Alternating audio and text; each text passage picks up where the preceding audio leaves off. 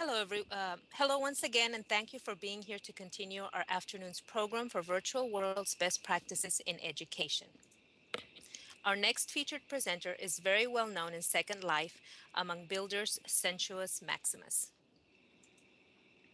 Sen is the co-founder of the renowned Builders Brewery within Second Life, established in early 2008. The school, which has a rather odd name perhaps, shows just a hint of the fun, collaborative community which has grown to be the largest, most active help group and school in Second Life. Sen's life path has taken her from her first love and hobby of computers and graphic design into owning a successful web development company. This earned her high recognition in the field of graphics and user interface, winning national awards, including being on a team to win a Webby Award. She earned a degree in industrial psychology, where she proceeded in her career to help grow one of the most successful nonprofit organizations that advocates, markets, and trains both public and private sectors in hiring people with disabilities. Her work included training and advocating for community rehabilitation programs to become more entrepreneurial while working at the California Rehabilitation Association. She has served as the communications director and then project director for an international conflict resolution and quality control corporation. This corporation serves Fortune 1000 companies, including state government So organizations, and embarrassing. provides conflict resolution training for diplomatic entities in 13 countries. She is also a two-time cancer survivor, which is her greatest accomplishment. Friends and colleagues, it is my great pleasure to introduce our next featured speaker, Sensuous Maximus. Hi, everybody, and welcome to the boot camp for virtual teachers. Oh, and happy spring. Today's the first day of spring. Now, first thing I want all of you to do is drop and give me 50 push ups right now. That'd be funny if I saw everybody start getting up doing jumping jacks. I'm really excited to be here, and I'll just start putting everything out right out in front, as they say, to let everybody know when you're nervous. And I am nervous. It's been a long time since I've done public speaking, so bear with me. And I'm honored and humbled to even stand at this podium amongst so many of you. And when they came to me and asked me if I wanted to be a speaker this year, oh my goodness, I was honored beyond words, but mortified, absolutely mortified.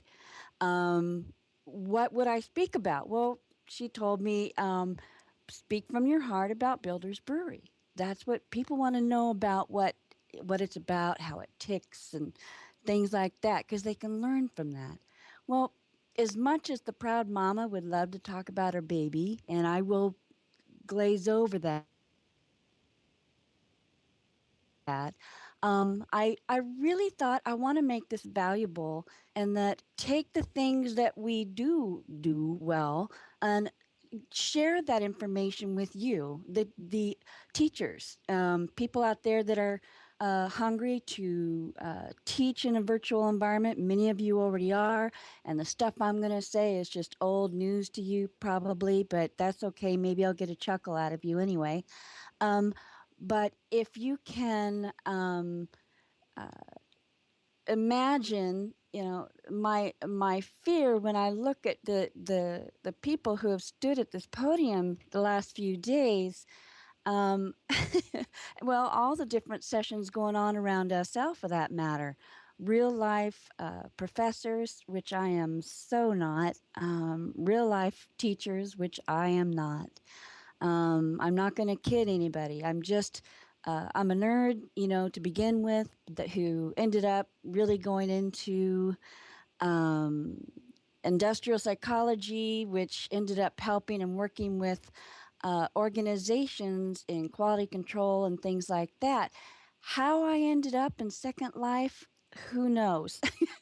it's it, I came here because I wanted to be socialize and communicate with my partner, and we've been together for 8 years, communicating, and I had no idea what Second Life was about. Absolutely no clue. I just, oh, okay, it's a game or something. So one day he said, "Well, let's try this out." And so we went to the site to register, and he chose this silly name, Supremius Maximus. I laughed, and of course, I joked and kidded. With whatever name I could come up with to match his, and I just tossed the Sensuous Maximus thing out that I just totally was kidding and jest, but he said, "No, no, keep it." And anyway, this is a lesson learned to all of you. To all the newbies out there, change your name while you still can, because 8 years later you may be standing in front of a bunch of academic people and with a name like Sensuous Maximus. So here we go. Yeah, really. The a question was asked the other day. What's the number one thing that you would tell a newbie? Well, there was top three things that you would tell a newbie in Second Life. Um, and the number one thing I would probably say to them is look at that name over your head. It's not too late. You can go change it now. So my apologies to some people that wonder what the heck is this. So that's why I go by Sam Max. Is what the heck is the Sensuous Maximus up there, who's running a school and talking to us now. And anyway, that's old news, old story. But some of you want to know, and I always have to get those embarrassing moments out on the table. Um, but yeah, I wanted to hit on things in this session that I hope that you all will be able to take away and use one way or another. Some of you, you've been there, done that, and it's going to be just old news, like I mentioned. But you never know. So I'm going to get on it and let's see what we can do that's a little interesting. I'm just getting used to it's really interesting. I run the school, but I don't do all the teaching. So I'm a little on the rusty side when it comes to using the wonderful little tools like our HUDs. So I'm going to go through. Okay. Well, the first thing that I think that I want to say to everybody is if you are considering teaching within a virtual world, if you haven't gotten to that point already, or if you've just entered into that arena, it really is a different animal than the real life school, as I think you would probably already know. It's it has its moments of the pros and cons. There's mostly pros, but you just kind of have to leave a lot of the academia things behind a little bit. You have so much more training. There's teachers here galore that I've met, but you have some wonderful training that you're going to be able to bring in here. But it's the time spent with being in a virtual world that's really going to help you out to get over that hump. And as I mentioned in my description of this session, to become epic. And I just meant that because it's just such a great gaming word, isn't it? I love anything I can get my hands on to help me to uh, run the classes better, the tools and things like that. So I did a questionnaire of our teachers because I think we have some of the best teachers in SL. I mean, well, we all have wonderful teachers at our organizations, and we really appreciate them greatly because they are all volunteers. They give of their time, precious, precious time, and they just work for their tips. And I asked them to give me their input on what are their favorite tips, their favorite tools, and such, so that I can be able to share some of that with you. I've been adding these and taking these notes and so on for several years so that I can teach our incoming teachers these things. So, but in this past week, with the answers that I got back from them, I got some even more juicier things, which I will end up making available in a note card to give you, and on the website as well.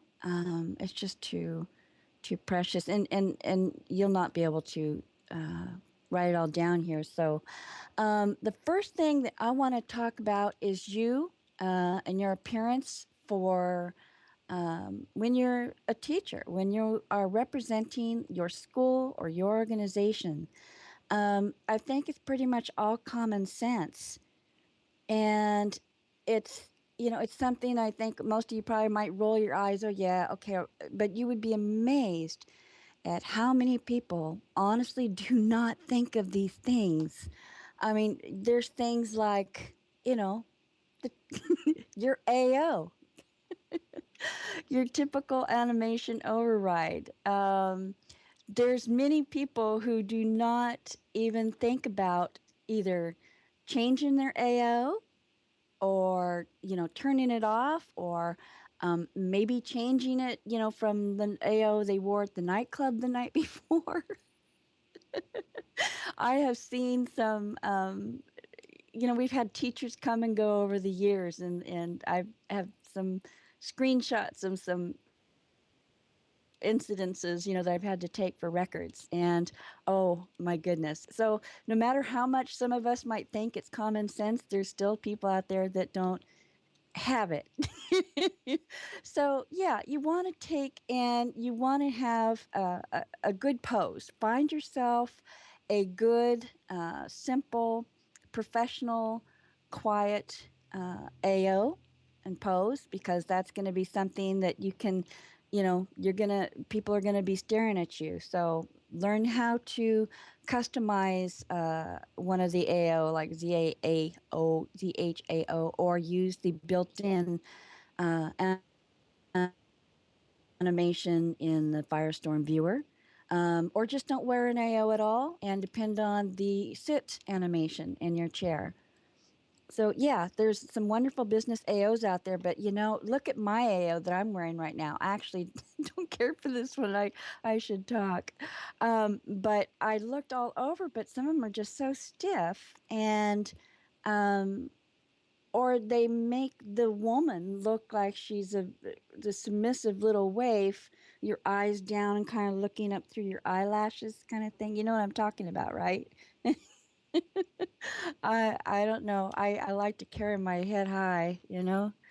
Um, but the other thing, of course, is you have to consider what you're doing, and the fidgeting things, and how you're speaking. Make sure that um, your clothing is not going to be. Let me get this up here. I think it's going to come here. Um, There we go. Make sure that your clothing, if you're wearing any prim attachment clothing, such as the mesh clothing and sculpt clothing like that, you've got to remember to wear a system layer. Please. So many of people out there are not wearing either an alpha, or at least if you don't need the alpha on there, wear a system layer, underwear, panties, or just, shorts, top, something. Because when you are wearing the prim clothing and people are TPing in, and doggone, I'm going to find that image yet. When they are resing in, your clothing has not resed yet. And the prims have not resed yet, and they're going to see some bits. So, if you want to give them a peep show, I mean, it all depends on maybe what you're teaching, but I think you want to keep that in mind. Make sure that Yeah, keep your bits covered. So, find something that's appropriate for the theme of your class, the theme of your sim, and fit it from there. Um, Avoid any blingy jewelry. Remove any blings, please. Besides the fact that it also can cause lag. Um, so again, these may seem like common sense to many of us who've been here a while, but there's something about that bright shiny bling when we're a newbie. Remember that? I remember just thinking, that is so pretty. That is so nice. So, anyway, remember that too. Um, the other thing I want you to think about is the tag over your head. Make sure that before you TP into the sim that you're going to be teaching at, that you're not wearing your club tag or oh my goodness, there was a horrible one. One of our teachers was wearing literally a few weeks ago, and it wasn't pretty. It was it. I guess she just forgot she was wearing it, but it had some foul language in there even, and so yeah. Please do make sure that you're wearing your appropriate tag before you enter the sim, because nothing's worse or more embarrassing than wearing that I love you know topless girls or whatever it is. So, and then everybody gets to find out what you do in your off time. Um, Before class starts, let me see here. Oh, these are not going to work, are they? Oh, you'll have to pardon me and my newbiness with this card reader I've not used before. No, I think I can get that there. Okay. Anyway, the class itself, I want to move straight on to that, where you have classes that are going to be a big class, and you're going to have a lot of students coming in, rezzing in. I highly recommend that you uh, go to the classroom and you res your classroom setup before you send your notice. And here's why. Because if you send your notice out about your class, and then you finally go to the location of the class, they're TPing in, and that's causing lag. And that's going to prevent you possibly from being able to res your items out. So make sure that you go to the classroom as early as possible. A lot of you don't have to worry about that. It's probably always set up in the same place. Whereas there's some people that it changes all the time. But do go in and put those things up. I highly recommend that you have a pre-cacher for your images. So you want to take any, oh, I'm going to load this guy. You want to take and load any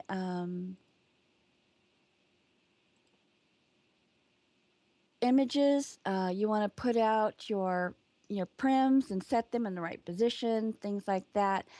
Please do try to use the lower resolution textures. I know the 1024s look prettier, but as much as you can do try to stay with the lower. Yeah, pre-cachers are wonderful. But do try to stay with that.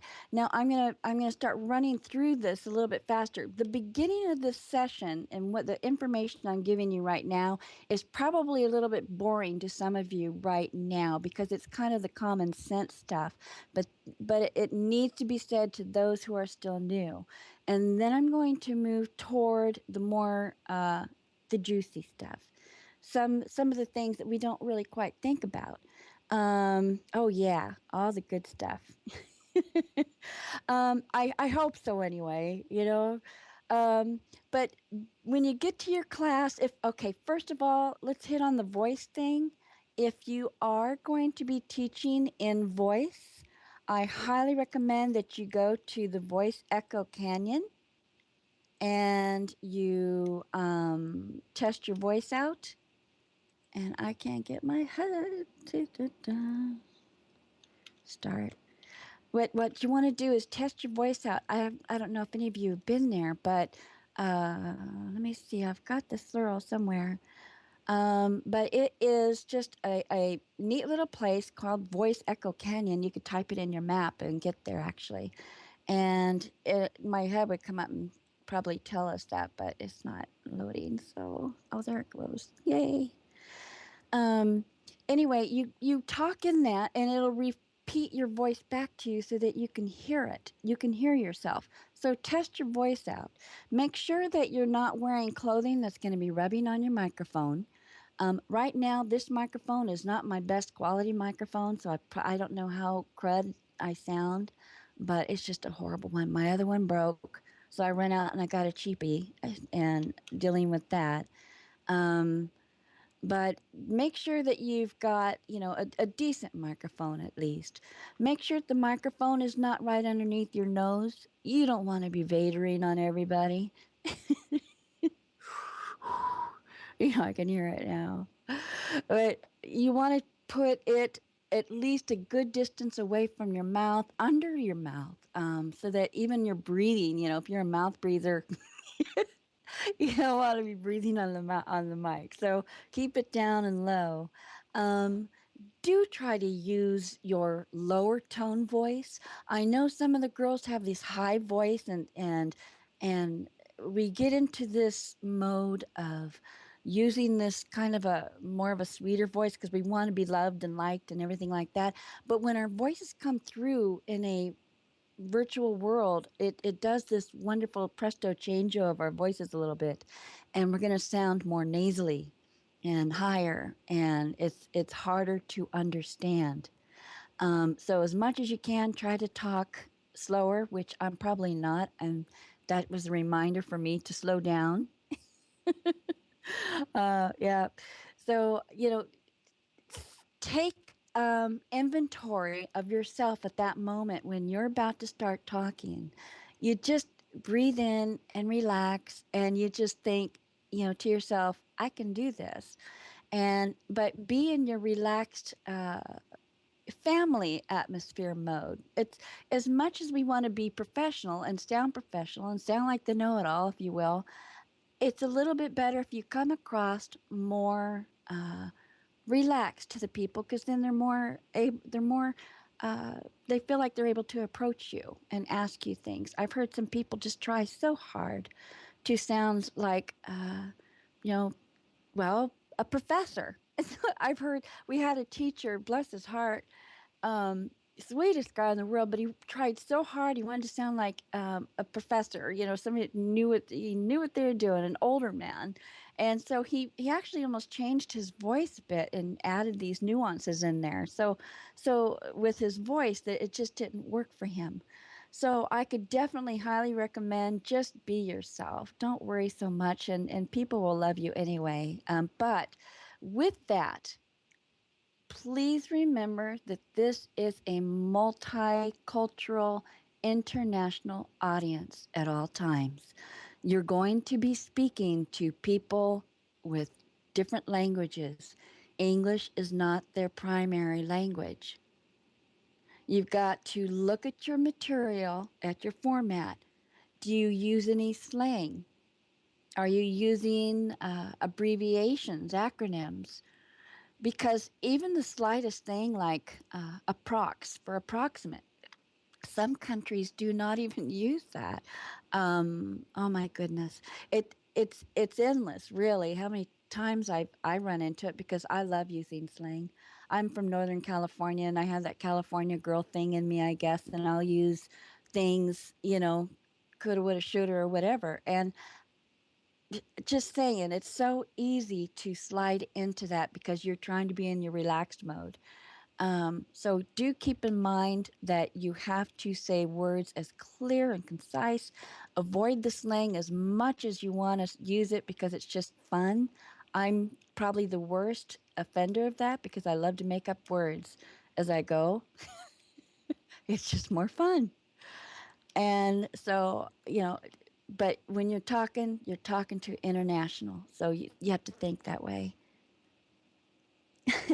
And boy, we had it out in our staff group the other day. our wonderful Pavel reminded us how much Americans take for granted that everybody else in the world speaks their language or knows what they're talking about or only celebrates their holiday or, things like that. You think first before you do particular holidays. Some other country may take offense to it. Of course, you can't appease everybody. You're not going to make everybody happy, so do the best you can. And again, it really depends on your group, your organization, etc. I mean, if you're teaching for University of uh, Indianapolis, and obviously you're going to be speaking to a probably American audience. That's okay. But if it's related to something in SL, particularly like a Builder's Brewery, we've got people from all walks of life, all areas of the world. And so I have to remind our teachers even sometimes with some of the events or classes they run or how they word the name of a class. The wording is going to be so important, especially because you want to use those catchwords. When you want to get the attention of people, you have to use the catchwords as much as possible in those first few lines of your notice above the fold, as it's known. And you've probably heard that term, above the fold. It's a newspaper term. You know how you pick up the newspaper if it's lying down and it's folded. You only read the top part, right? That's above the fold. So think in those terms at all times in your notices and how you lay anything out. You keep the juicy stuff above the fold because half the time that's all anybody's going to really read. So when you do your, let me see here. Okay, I was going to go back to the voice check thing and things like that. I get so carried away in some of these things. I really cannot encourage you strong enough, though, as far as the wording goes in your notices. We send our notices at Buildersbury. We have tried every format out over all the years, and we have come to the conclusion that people in Second Life have a very short attention span. And that I don't mean that in a bad way. It's just they forget. And so we've done the 45 minutes before class notice and the 1 hour and the half hour. And we've almost nailed it down to where we feel somewhere around the 20 minutes till seems to work really well. And it's just something in that 20 minutes. Of course, it depends on the class. You may have to give them prep time, like we have classes where they have to download some software. So those are the obvious things. You want to give them plenty of time. Um, oh, did I miss something on that? It's my session. Call me Sergeant Sen. But yeah, if you want to take the notices, and you try them from a 30-minute to 20-minute, then do it. In the body of the notice, when you send a notice about your event, I highly recommend that you put the slurl in the body of the notice as well. If you have room, try to make room for it. And here's the reason why. Yes, of course, you're going to be attaching the landmark to the notice, but also include the slurl because I'm not sure if the Second Life viewer does or other viewers, but I know Firestorm in particular, it by default now it posts the group notice in the group chat window, and people will see that come up and they can click right there on the link right there in the window rather than, and half the time they end up clicking the OK on the drop down in the little window, from the notice window, and they don't even get the landmark. But at the slurl, which is the Second Life universal, what I want to say, resource locator, isn't that terrible? I can't even remember now, but it's a landmark thing. Put that in there. How you can get the slurl is right click on the landmark in your inventory. If you right click on it, here's one way of doing it. Usually in the drop down menu, it will say copy Slurl. That's one way of getting it. The other way is, of course, see, you could say show on map. It'll open up the big map, and then you can copy the Slurl from the map. So anyway, that's just a little tip. What I highly recommend is that you keep a note card of all the slurls so that you can just automatically have them ready to go for your notices. Um, Keep it to where you have just the most important basic information. You don't want to put everything in there. And then again, at 5 minutes, 10 minutes to 5 minutes till the hour, till the class starts, do a group posting in the group chat window, and we call it our class bell. So you want to have the class bell 5 to 10 minutes before, and that reminds everybody, oh yeah, I got to get to that class. And of course, in that one, in the class bell notice, you want to, which is a posting in the group. This isn't another notice. Now, for us at Builders Brewery, because we have so many classes during the day, we just bombard our members with notices. So we try to keep it to only one actual notice that goes out per class. The notice, not a post. So, but we do the one notice for the class and then one posting for the class in the group chat. I highly recommend going that route for sure because I know some of you are probably toying around with what format and how much time. I think it's probably just common sense. You figure it out, but that seems to work for us anyway in our type of environment. But in the class bell, keep it short and piffy. Just the heading of the class and the school bus, which is the slurl.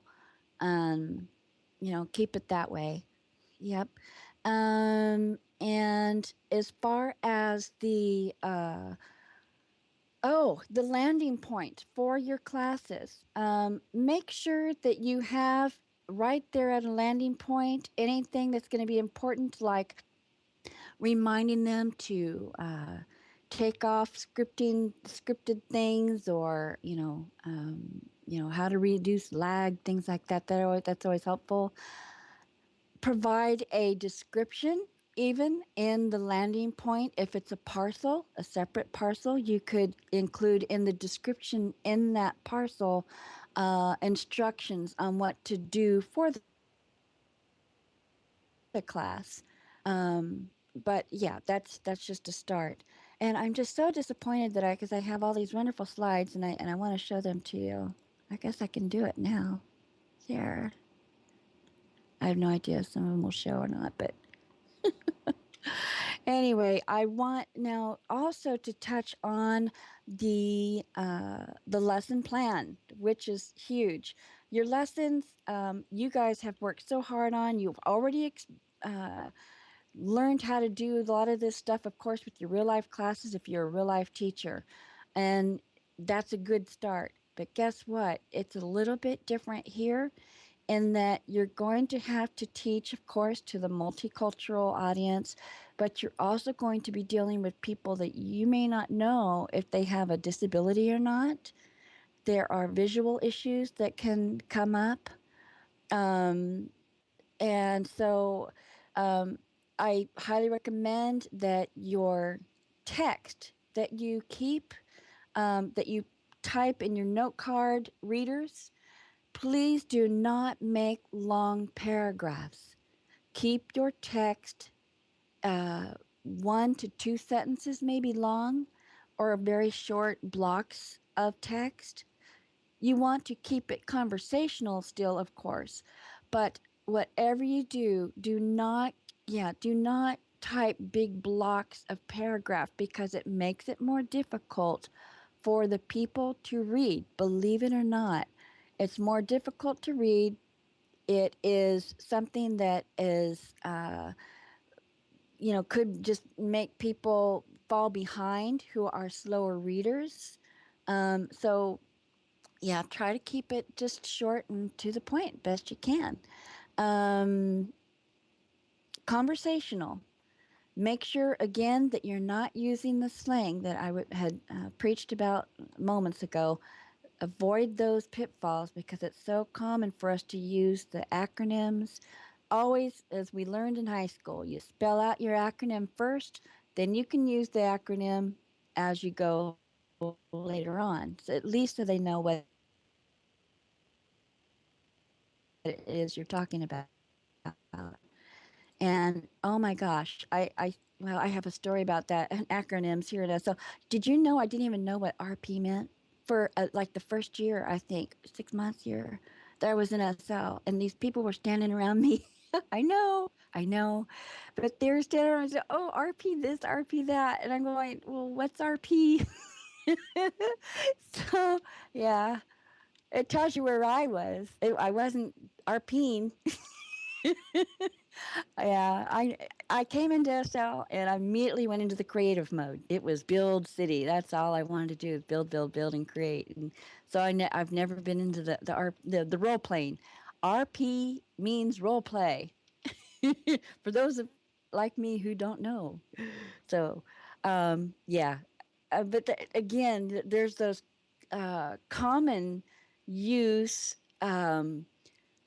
acronyms that we use in SL that many new people just don't know, like Slural, um, you know, MP for marketplace. Go through your text and make sure that you don't have those things like that we take so granted. We really do take a lot for granted. So step back, remember what it was like when you were a day old, and reread all of your prepared text for your classes. You'll be amazed at how many things you find in there that, looking at it from a newbie perspective. Yeah. What benefits Firestone viewer have over Second Life viewer? Which is better for students? Well, that's, you know what? I think that's going to be to each his own, on that one. There's so many different things I think that Firestorm offers that the Second Life viewer does not, and I think it's just what your needs are, preferences. Hands down, it's Firestorm though for me, and I think majority of the people. But the SL viewer has actually gotten a lot better. So, um, oh, area search is awesome. I actually put the area search icon down on my quick bar thingy, and oh, I'm just freezing up there. I'm gonna try to get to my other images. I'm so sad about that. Okay. Also, make sure that your handouts and material that you've gone through. This is again, it's common sense stuff, and I'm gonna get to the some little bit more interesting stuff for the more experienced people here. Um, Make sure that you work with those handouts like a newbie. You've got to look at those. One, are you using proper language? Are they, high resolution, lower resolution? Are they going to res fast enough? Scripts, are the scripts within your material that you're using, are they even going to be um, are you able to share them? Are you able to use open source scripts? Because some of the handouts you give, think about this. You might be handing out things that have a licensed script or an animation inside of it. And you don't even know. You just think, oh, it says full perm. But full perm does not mean open source. Full perm does not mean it's okay for you to just give that away to others. The reason it's full perm is because the creator of it knows that the secondary creator is going to need to build with it and distribute it. So it has to be distributed in a full perm format in order for them to do so. However, it's then up to you to take those full perm scripts and animations or mesh and change the permissions on them, the next owner permissions. You want to make sure that you change them according to the license that the creator has given you, that's written in the materials usually that you get in the package. Um, but yeah, why is it full perm? Because of that. Yes, it's because it needs to be put inside of a creation that then gets distributed. The moment that the creator of that script, if they made it no transfer or something, obviously you're not going to be able to put it in one of your builds and send, be able to send it out. Now that is a whole nother class in itself, and that is something you'll have to take at the Builders Brewery or somewhere. It's really probably not pertinent to this particular session right now. Right now, we're going to deal with teachers and teaching them and how to teach. So I'll hold off on those types of questions if you don't mind. I'd love to answer them afterward, though. As much as we can do, we'll do that afterward because they're great questions. Always great questions. We just have to try to get through this hour, and it's coming to a close quickly. I want to make sure that you also um, know things like okay, handling the material, making sure that you're not breaking any license agreements. Make sure that you also can see it in a sim that is on coming to nighttime. Go ahead and put a full bright on your boards, on your texture boards display so that they can see them because it might be midnight or something at that moment. Just saying, some people don't know yet how to change their world environment to daytime, for instance. Always try to use if the sim has a wind light setting, try to make sure you use the wind light setting of that sim because they've probably optimized everything to that wind light sim. Like our sims are set with the wind light so that we don't have nighttime. It's always day. It's always like, as I call it, the magic hour, favorite time of day. And if you can do that, along with making sure, yeah, wind light sims. It's basically the wind light is the settings for the skies and the daytime and special effects and things like that. But anyway, I'm just trying to add that because I want you to make your graphics and so on. Go ahead and set them to a full bright. Try to avoid fancy things like glows and things like that. But you just want to make it to where they can see it and that shadows or the nighttime is not going to affect their being able to see your material. And I want you to also, when you're sending out the notices, gosh, I wish these things were working. When you're sending out the notices, I consider also posting the notices to um, Facebook, to other groups. I highly recommend the SL Education group. You can find it in my profile. They allow you to be able to post your educational events there um, on your own. You can post them. Wonderful. Um, I'll get through these yet, I promise. But I think it's probably, there's lots of other groups out there. You just have to make sure that you ask the sim or the group owner if it's okay to send a notice out. But that's a good one to start with. Make sure that you do have some kind of a subscriber or something that also will keep your existing students coming back to you. You've built a customer base, if you will. It's lot like a business. You want to have a customer base, right, for your business? Well, you want to have a student base. And many of the students will end up coming back and coming back to you, especially if they like you. And they'll recommend their friends to you. So I highly recommend you build your classrooms, your student base, just like you would a business. You're going to have to market to them as well and network through them.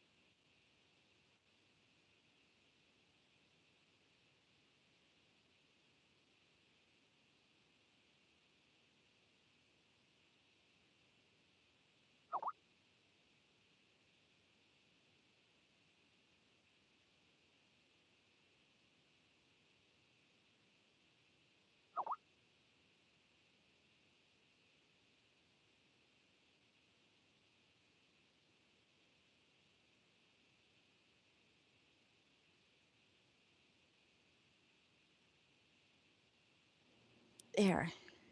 You want to learn how to jump, and I mean jump immediately when you see a potential griefer. When you're doing a class, your eyes are constantly scanning, right? You're probably looking, you've got to constantly scan your students. Always look just above their heads and be beyond just to see what might be happening just beyond them. The reason I want to bring this up is because this is something that, well, a lot of people just don't talk about to the teachers or to the school so much because they don't want to avoid, well, the I guess you want to say the negative side of SL. I think there's going to be a negative side. There's negative side in the real life too. You've got the people always out there, just the jokesters that want to pull the pranks. Well, they're going to be here too, and especially because they're anonymous. So there's going to be people that love to come into a classroom and they have a lot of fun with the newbies, just a lot of fun. So, what you do is don't get stressed. In fact, look at it as kind of like the Olympics and you have your own little rating system. Well, that was a 9.9 or, 6.9. And really, you have to keep a sense of humor about the griefers at all times. If you let a griefer, whatever level they are, if you let them get to you, then they have won. There's going to be people that say some stupid things. Don't let it get to you. Use it to just make a joke right back and move forward. Don't ever let it get to you. Get a thick skin. Yeah, they just want to cause trouble. So here's the thing: what do you do when they've come in and they've start to invade on your class? Well, I highly recommend that you get the permission to be an estate manager at the very at the most at least. Become an estate manager.